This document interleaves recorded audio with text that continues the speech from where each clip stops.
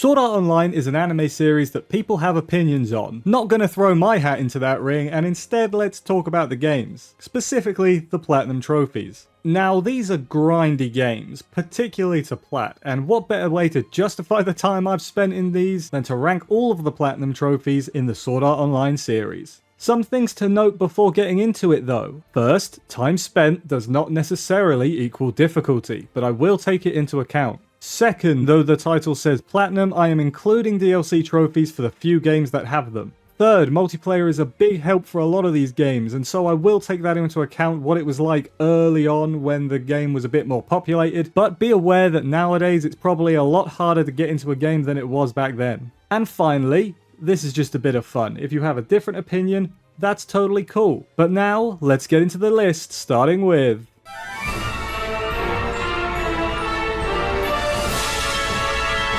I'll say this list was pretty tight. I really struggled with individual placements, except for this one. Lost Song is considerably easier and shorter than every other game in the series. So much though that it really sticks out, and so much so that I actively struggled to find things to note for the Platinum Trophy. I guess the things that will take the longest are leveling your skills to level 500. Skills level as you use them, so most of the work will be done naturally if you're using skills regularly throughout the game, which you should be. I guess you might not have high magic if you aren't using it like me, but sword skills should be done fairly quick. The only other ones that may take a while are 100 extra quests and 100 side quests. These don't need to be unique though, so you can just do the easiest over and over again if you wish. There are some other miscellaneous trophies that you probably won't get naturally, but as soon as you know what they are, you can get them within minutes. If you go through and do all the quests in order though, the vast majority of the trophies will be gotten along the way. This Platinum is really easy. In fact, I know people who don't do trophy hunting who have got this, which happens a lot less often than you'd think, so that is actually saying quite a lot.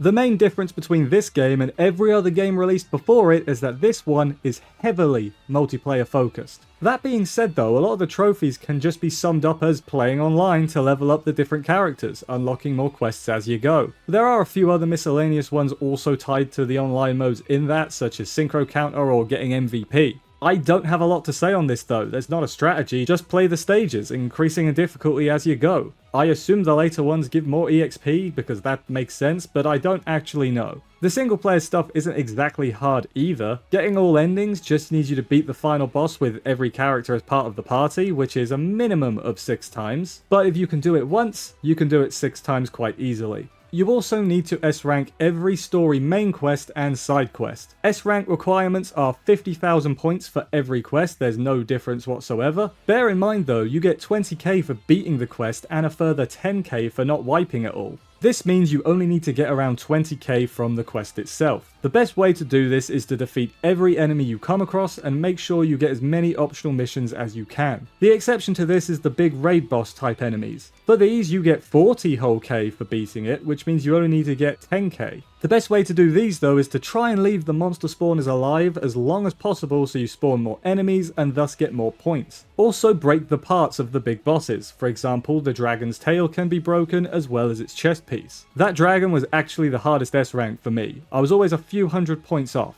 Now, despite the fact I've spent a bit more time talking about the solo stuff, the meat of the game is the co-op. That's what's going to take you the longest here. Getting every character to rank 30, one character to rank 100, and also player rank 100 will easily take you the most time and what you'll spend most of your time doing, but there isn't a lot to say on it other than play the game a lot. Playing well will help slightly, but you can just be bad and still get this quite easily.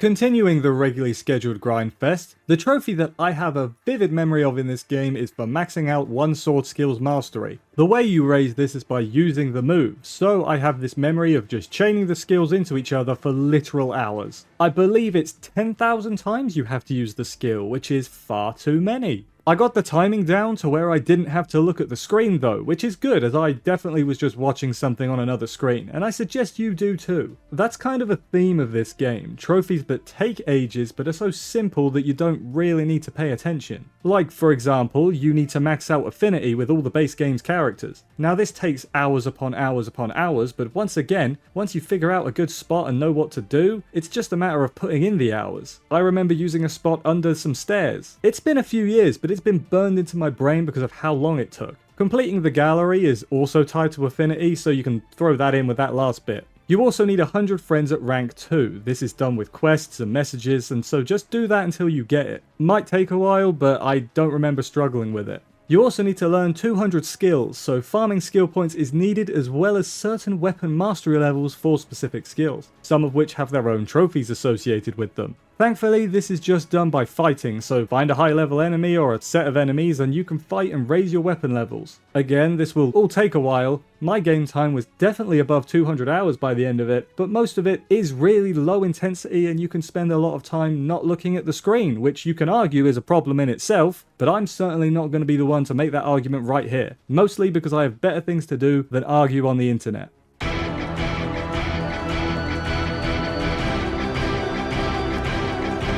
Hollow Realization might be the longer grind, but it is copying the framework of Hollow Fragment. A lot of the trophies are for the same sorts of activities. Maxing all the affinity is here again, so get ready for some Sordana by the fountain. That is a core memory of anyone who played this game, and especially trophy hunters, and no, you can't change my mind. Completing the gallery is here, and most of it is for the same sorts of things, that being the events and the affinity. However, there are a few that are really out of the way. There's one for Straya that can be missed apparently if you haven't finished the hollow area by a certain floor. I always do the hollow area first, so I didn't realize it was missable until I did some research for this video. There's also a couple with Sachi, which are out of the way as they're in the hollow area, and you're very unlikely to come across her unless you know where you're going ahead of time. Not going to go into great detail here as there's information online everywhere, just search Hollow Fragment Sachi and there's probably a GameFAQs post or something about it, but there's events tied to her for the gallery. Then we get to the stuff that takes the longest, that being the hollow area nonsense. First is 100 HNMs, standing for higher named monsters, I guess. These are some of the strongest enemies in the game, but there's far fewer than 100. What this means is that you can fight the same one over and over again for the trophy, which is what I did. I fought the Kobold Lord one as I'm pretty sure he's one of the weaker ones. Takes ages, but if you can do it once, there's nothing stopping you from doing it 100 times. Should also say, use solo multiplayer. You get more meat shields, I mean allies, as well as not game overing as easily when people go down. The final hard trophies are for completing a certain number of hollow missions and implements. No, I don't know what the number is, the game doesn't tell you.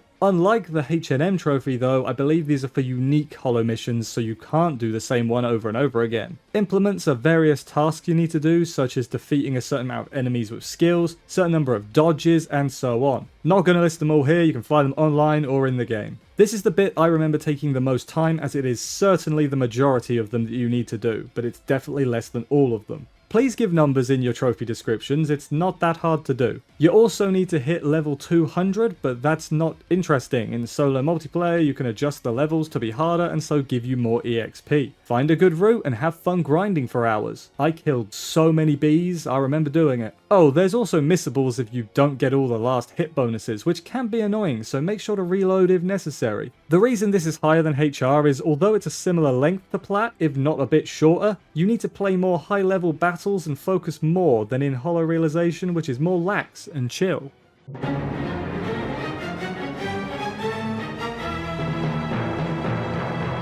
You may be surprised this game is so much higher than Lost Song. Don't worry, I'll get to that. First though, we'll have to go over a few other, less intensive ones. Level 1000 a character, as well as leveling an SAO and Excel Builder character's skill to level 500. This is just a case of using the skills and defeating enemies to raise the levels. I do believe you can raise levels with BP in this game, which helps with something else we'll get to as well. Another kind of a pain trophy is to enhance a weapon from rank 1 to rank 10. This is a little bit misleading because yes, you do need to enhance, but you also need to transform, and you can only transform a plus 10 enhanced weapon. So you need to enhance a rank 1 weapon to plus 10, then transform it to rank 2, and then repeat until you get to rank 10. This takes materials, though most of them can actually be bought for the first several ranks, but some farming will be necessary. But I will say though, it's less than you might think at a glance at the trophy. But really I'm stalling because the biggest pain trophy and the reason this game is this high is the one for obtaining 100 titles. Now I'm not going to list every possible title because there's 152 of them and we'd be here for a while. I don't need the extra ad money that much. Instead, I'll say that these really do vary in difficulty and time needed to invest. For example, some are pretty natural, like a certain combo number. Some might need minor grinding, like 300 of the different enemy types. Some are for multiplayer duels, which I forced a friend to help me with. Thanks for that, much appreciated. Some are for level 1000ing each character in the game. Some, though, are just not feasible to get. You're not going to spend 10 hours on a motorcycle, even if you main Ash Roller. It's not going to happen. The 100 titles took significantly longer than everything else in the game. Most of this is due to the often overblown numbers needed, and personally I think that at least some of these should have been lower. Maybe the 300 enemies could have been 100 or 150 at a push. Kill 10,000 enemies, maybe only 1 or 2,000. I know I'm just advocating for making it easier, but this isn't a skill issue, this is a I have things to do issue, okay?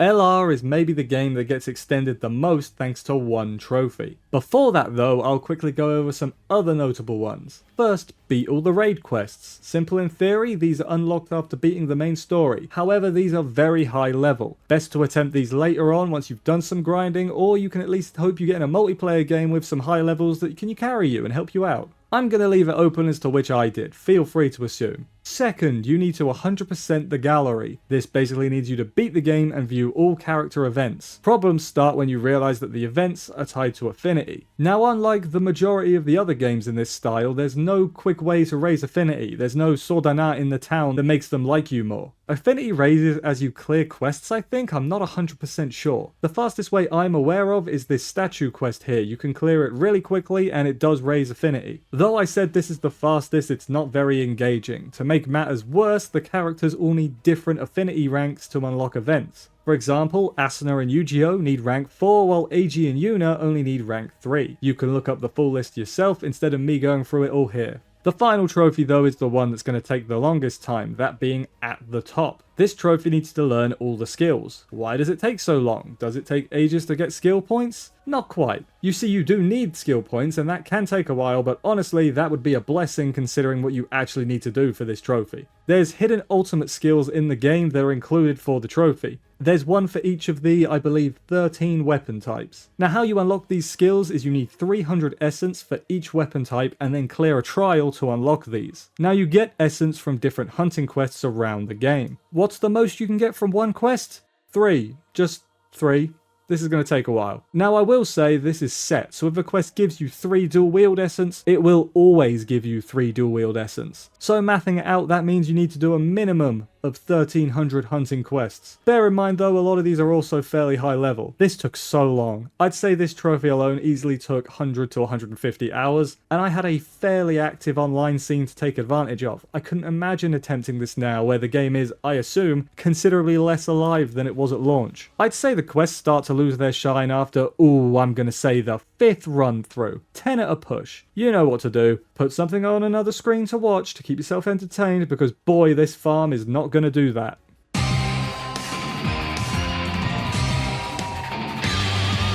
Weirdly, I don't think of this game as grindy, but when I looked at the trophies, I think I may have been wrong. We'll start with the base game first. The main thing is affinity grinding, which when I played, the best method I was aware of was to constantly revive people when they go down. I do think that since then I remember hearing they've added items that make it go faster, which, cool, would have liked that at launch, but whatever, I'm not hating. The true ending is also tied to affinity though, and I am unsure the exact values you need. You can find them yourself online. You also need to beat the game on extreme difficulty. Well, actually that's not true. You actually only need to beat the final boss on extreme. Sure wish I knew that before going through the whole game, deflecting bullets with the sword. Thank you, sword. In fairness, I probably should have checked, so maybe that one is on me. My bad. You also need to max out all weapon proficiencies. From research, this seems to take longer now than for some reason it did in the earlier patches. Why do developers hate their players? We may never know. To raise proficiency, you need to hit enemies. You may be able to tell from that wording, but it's calculated by hit and not damage. So it's probably better to use a weaker weapon as the enemy will stay alive longer and thus you can get more hits in to raise more proficiency. But now we'll move to the DLC trophies. I'll start with Hardcore Gunner, which is my personal pick for hardest trophy in the game. You need to clear all 12 hardcore co-op quests. The hardest of these are set to level 275 and basically me going in, I just got one shot by everything. The only way I got through this was by being carried by people that were much better than me. I'm not afraid to admit that, they had more time invested in the game than I did. There's also some outfit crafting ones, not super involved except for the fact that one is apparently super missable, that being for the cheek dress. To get the design you need to make certain decisions during the Dissonance of the Nexus main story. I'm not going to go through it here when there are guides you can find with a quick search, but I didn't know this was missable, so I guess I just lucked into the right choices when I went through, which is good for me. Never punished, as they say. Finally, there's the 2 DLC bosses on extreme difficulty. First, obviously being a high level helps, and the Snow DLC area is probably the best place for EXP. I am now finding out my grinding was insanely inoptimal. Like, I'm only now finding out looking for this list that there's a way to give all your allies EXP chips in the DLC and massively increase your EXP gain. Thinking about those wasted hours does hurt a little, but we'll move past it. The bosses themselves are naturally challenging as you would expect on this difficulty, and it's been a while so I don't have any specific strategies other than to set your allies up to support you and focus on dealing damage yourself. My builds were super unoptimal though, so you don't want my numbers, trust me. Is it weird that going through this game again has made me want to play it? That's weird, right? Talking about the long grinding should not make me want to play the game again. I guess this game still left a positive impression on me despite that, and that's pretty neat.